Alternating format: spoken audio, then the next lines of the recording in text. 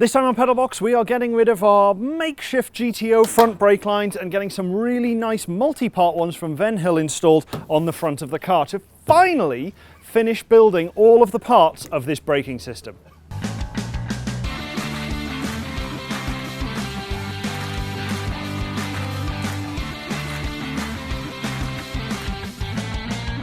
We spent a lot of time trying to dance around not buying new parts for this, and when we got the GTO we got these new brake lines with a banjo bolt on each end.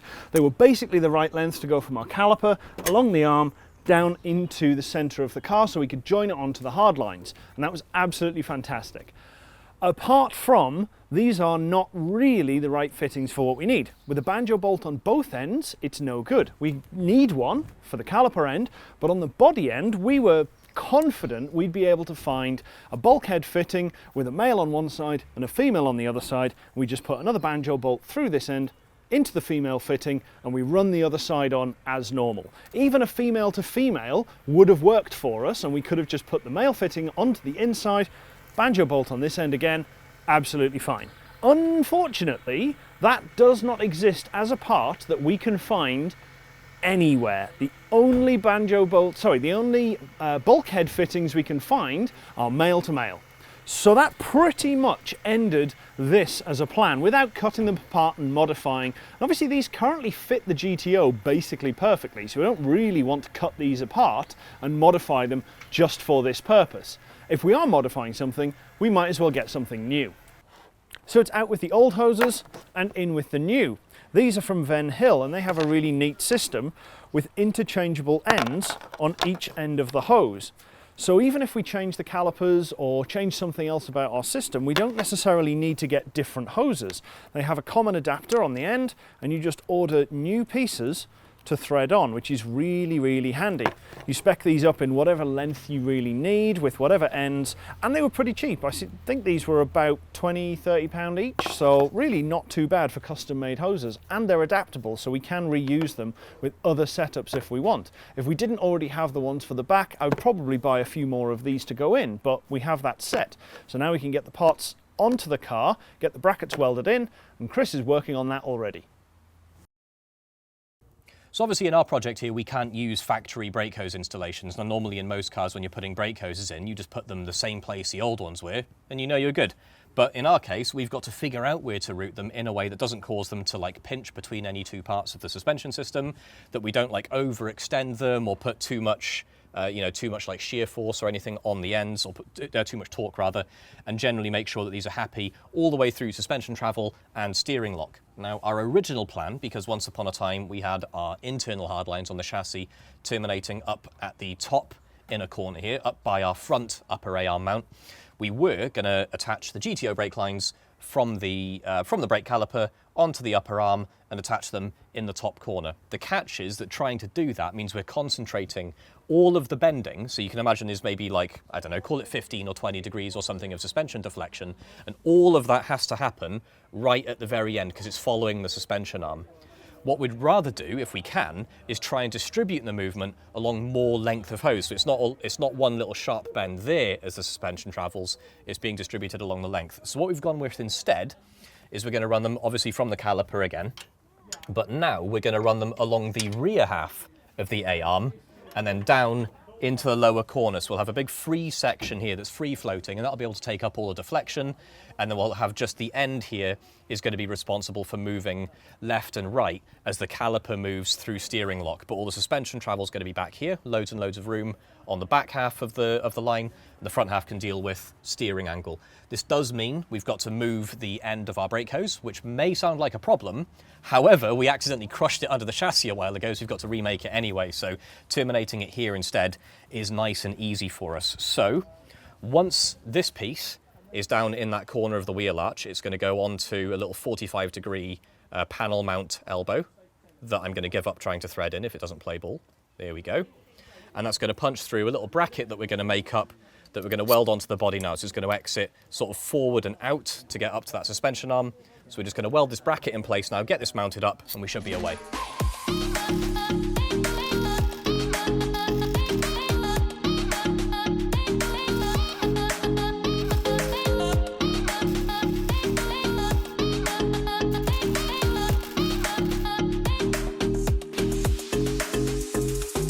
While those brackets cool off, we're going to deal with another problem we have to sort before the IVA, and that is the fuel tank vent.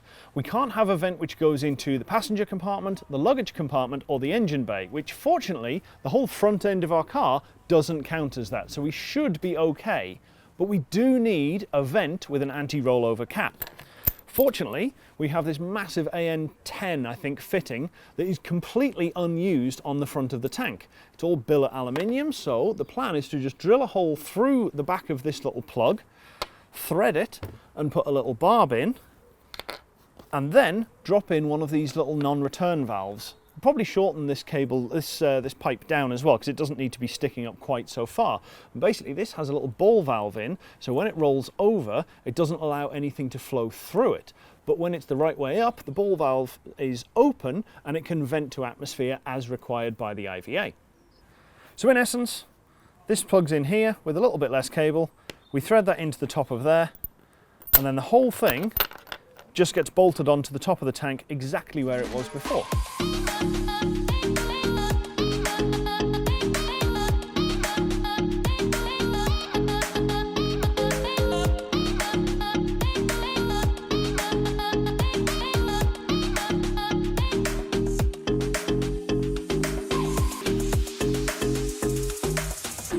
So we've got the banjo end of the hose attached to the caliper now. We've got the hose itself clipped onto our upper control arm, and we've also got a little 45-degree bulkhead piece installed on the end of the hose ready to go in the body. So we can thread that through our little mounting bracket now.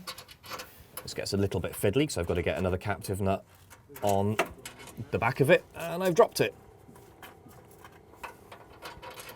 Got that back now. So we wind this on and this will hold everything in place if I can thread it on. There we go.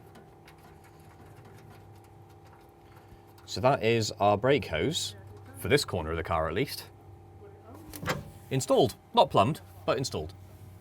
We've got everything bolted up in place. We've got both ends secure on the body and on the caliper, and that means we can do our first test in motion. So Aid's just going to throw some right steering lock on and see how everything moves. Nothing seems to be moving and rubbing in any way that seems particularly horrible. I think this is mostly okay. So when we're at full left lock, it does get really snug. Yeah, we want to move it outboard just a little bit to get a bit of extra slack around here at full left lock, because the hose is catching on our hub just at the very, very top. But if I pin this here, Aid, can you go right again, please, mate? And left.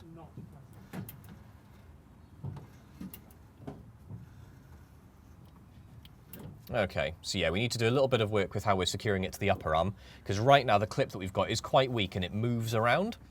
So we've got to find a way of just making sure that it sits a little bit further out, keeps a little bit of extra curvature on here to keep it away from the hub. But apart from that, we're all good. There's a bit of extra slack at the back that we can use, so we can bring that out. And I think we can make this work. Well, thankfully, Aid has just made me feel a little bit dumb, because it turns out on this clip that he's designed, he put a hole through the middle of it that we can stick a hocking great big zip tie through. So I've put a zip tie on, I've pulled down on it as tight as I can, and now as Aid sends the steering round, I am not seeing the clip moving at all. So it's pretty reassuring.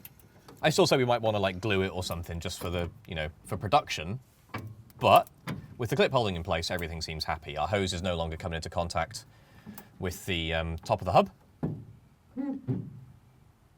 Yeah, this all seems pretty good. We're not getting any horrible kinks in the hose. I think we're ready to go. Well, now that we've got our flexies all installed, we've got the brackets on the body where they meet the hard lines, it's time to actually put the hard lines themselves in. Now, I've skipped ahead a little bit. We've made up the hard line for the passenger side. That's the longer one that runs off toward the camera there. The shorter one for the driver side is actually already installed. It was a complete nightmare to make up because it's such a short piece. And when you're trying to get these ends on, you need a certain amount of like straight hose behind them so that you can kind of back them off and get them in place to install. And there kind of wasn't that sort of room on the lines in there just because it's so cramped where it has to come up around a few lines. So we've skipped over that and just got those in. So we're going to install our passenger side one now, and then while we're under here, there's a few more bits and pieces we've got to tidy up. We've got to get the washer jets back on and a few other odds and sods. So let's get this installed now that it's all bent up, and we'll see you in a minute.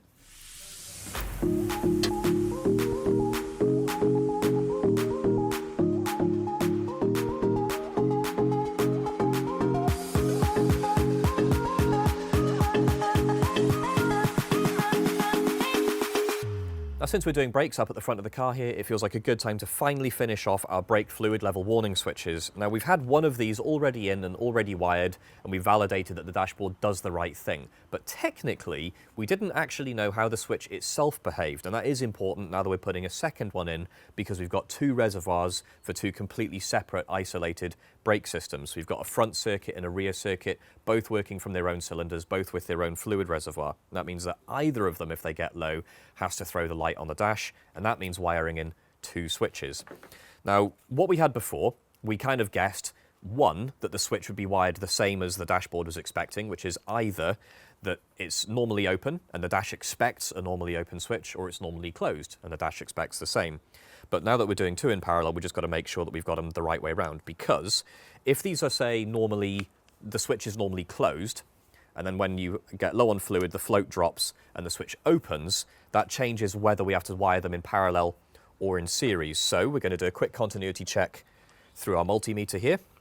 I've got the two terminals in my hand. The float is currently down, which represents we're low on brake fluid. If I get our terminals on here, it's a little bit fiddly, but yeah, I can hear a beeping from the multimeter. So that means that the circuit closes, or the switch closes, when the thing is low, which is quite handy. Just means that when we put these together, we need to make it so that either of them closing makes a connection, and that means we have to wire them in parallel. So then if either of them drops, there's a current path through one or the other, and it'll activate the switch. If it was the opposite way around, and they were normally closed, and they opened when they were low, we'd have to put them in series, because then either of them opening would cause the light to come on. But now that we know that, we can get these wired up, soldered onto the old connectors, and back in place. So you've got both wires in there again. Third time's the charm. Chris tried so many times to get these connectors to work properly, and they just never held. Every time there was the slightest amount of pull on the wire, they just fell straight out of the back. So I'm glad this is the last of the ones that we have, and we can get past them and use something else. And quick tug test. And as usual, I hate these insulated connectors. They never crimp properly. And with that failure, and I know it's easy to blame the crimping tool here, but I've used loads of different crimping tools on these things over the years, loads of different crimps from different suppliers. They always do the same. They just never actually take properly. So we're going to shelve this for now. We're not going to bother crimping these on and wiring them for now.